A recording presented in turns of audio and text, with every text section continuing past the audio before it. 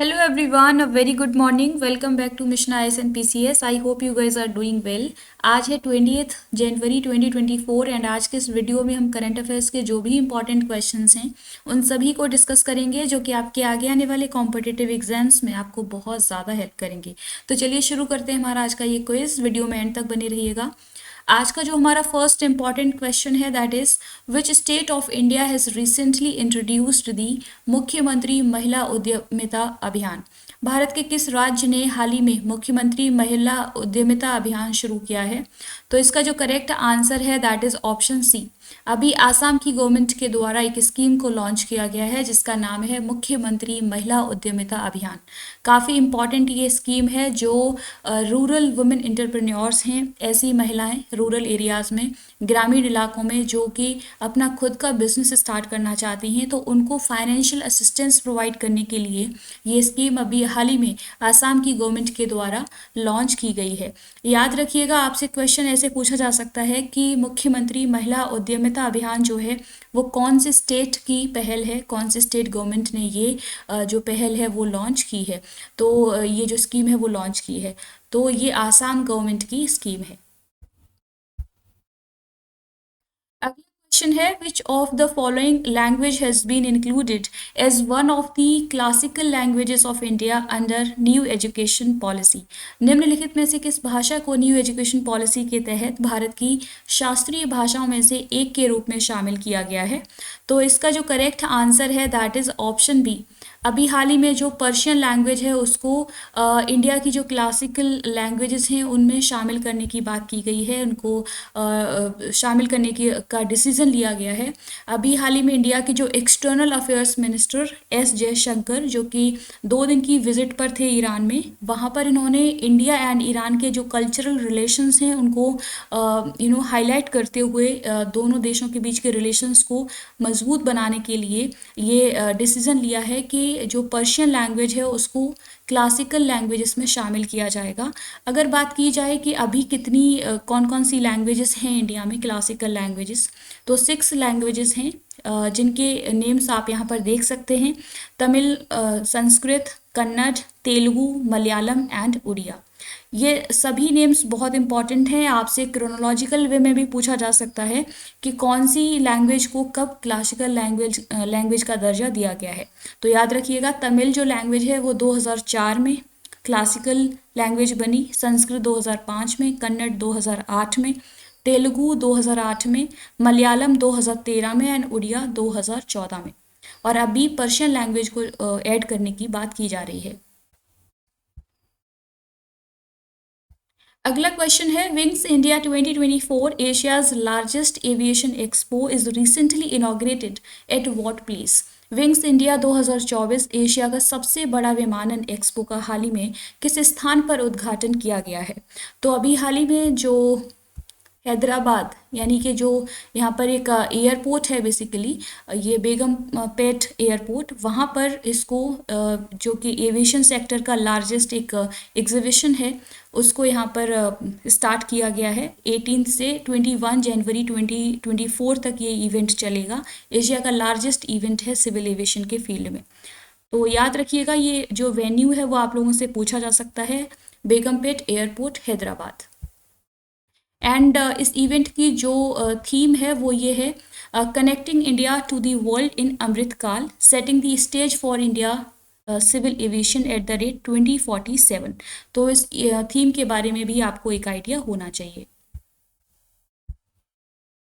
अगला क्वेश्चन है who will be honoured with the Assam Vaibhav award. Assam Vaibhav पुरस्कार से किसे सम्मानित किया जाएगा?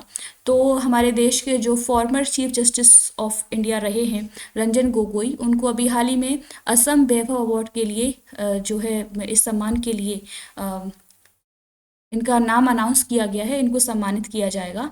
काफ़ी इंपॉर्टेंट ये अवार्ड है, ये आसाम का हाईएस्ट सिविलियन अवार्ड है एंड इसकी बिगिनिंग 2 दिसंबर 2021 में हुई थी और ये जो अवार्ड है ये 3rd एडिशन है और रंजन गोगोई जी को ये अवार्ड दिया जा रहा है। उनका जो कंट्रीब्यूशन रहा लॉ एंड जस्टिस में, तो इसके लिए इनको ये अवार्ड दिया जा रहा है। इम्पॉर्टेंट है, आप लोग इसको याद रखिएगा।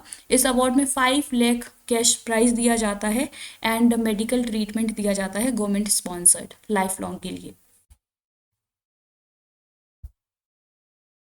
अगला क्वेश्चन है, who has been appointed as director general of Sashastra Seema बल। सशस्त्र सीमा बल का महानिदेशक किसे नियुक्त किया गया है? तो ये एक आईपीएस ऑफिसर हैं, दलजीत सिंह चौधरी। इनको अभी हाल ही में एसएसबी यानी कि सशस्त्र सीमा बल का नया डायरेक्टर जनरल बनाया गया है। एक इम्पॉर्टेंट अपॉइंटमेंट है, आप लोग इसको याद रखिए। अगला क्वेश्चन है, who has recently secured the individual gold medal in men's 25 metre fire pistol competition at Asian shooting championship 2024। हाल ही में एशियाई शूटिंग चैंपियनशिप 2024 में पुरुषों की 25 मीटर फायर पिस्टल प्रतियोगिता में व्यक्तिगत स्वर्ण पदक किसने हासिल किया है? तो इंडिया के ये प्लेयर हैं, शूटिंग से बिलोंग करते हैं, योगेश सिंह। इन्होंने अभी हाल ही में ये जो एशियन शूटिंग चैंपियनशिप 2024 का ये कंपटीशन हुआ, उसमें 25 मीटर पिस्टल कंपटीशन में बेसिकली गोल्ड मेडल जीता है। तो एक इम्पॉर्टेंट स्पोर्ट्स से रिलेटेड न्यूज़ है, आपके एग्जामिनेशंस में यहाँ से क्वेश्चन पूछा जा सकता है। अगला क्वेश्चन है, what is the qanat system recently mentioned in the news.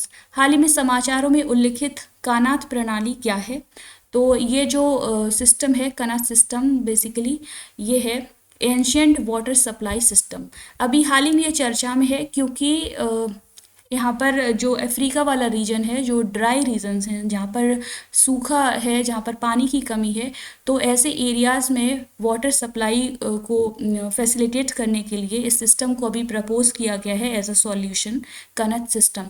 इसमें आप इस इमेज में देख सकते हैं कि क्या होता है कि जो वाटर ऐसे कैनल चैनल्स होते हैं, उनके थ्रू जो ड्राई रीजन्स हैं वहाँ पर पानी को सप्लाई किया जाता है। अगला क्वेश्चन है, which organisation developed the second generation distress alert transmitter for fisherman. मछुआरों के लिए दूसरी पीढ़ी का संकट चेतावनी ट्रांसमीटर किस संगठन ने विकसित किया है? तो ये जो इनिशिएटिव है that is of ISRO. Option C is correct. अभी जो इंडियन स्पेस रिसर्च ऑर्गेनाइजेशन है, उसके द्वारा second generation distress alert transmitter को जो है डेवलप किया गया है, सो दैट के जो समुद्री इलाका है वहाँ पर फिशरमैन को सेफ्टी प्रोवाइड की जा सके। बेसिकली ये जो सिस्टम है डिस्ट्रेस अलर्ट ट्रांसमीटर, ये 2010 से ही ऑपरेशनल है, लेकिन अभी इसका एडवांस्ड वर्जन जो है सेकेंड जनरेशन, उसको अभी लॉन्च किया गया है, डेवलप किया गया है इसरो के द्वारा। इसमें क्या है कि अगर कोई इमरजेंसी सिचुएशन है तो जो फिशरमैन हैं उनको सैटेलाइट कम्युनिकेशन के थ्रू मैसेजेस प्रोवाइड किए जाएंगे, उनको पहले ही अलर्ट कर दिया जाएगा अगर कोई डिज़ास्टर आने वाला है किसी तरीके की कोई इमरजेंसी है तो। अगला क्वेश्चन है, Chang'e 6 mission recently seen in the news is associated with which country. Chang'e 6 mission जो हाल ही में समाचारों में देखा गया, किस देश से संबंधित है? तो ये जो मिशन है वो बेसिकली चाइना का मिशन है।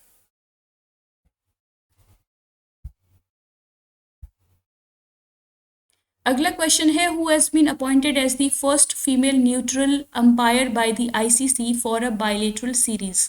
आईसीसी द्वारा द्विपक्षीय श्रृंखला के लिए पहली महिला तटस्थ अंपायर के रूप में किसे नियुक्त किया गया है?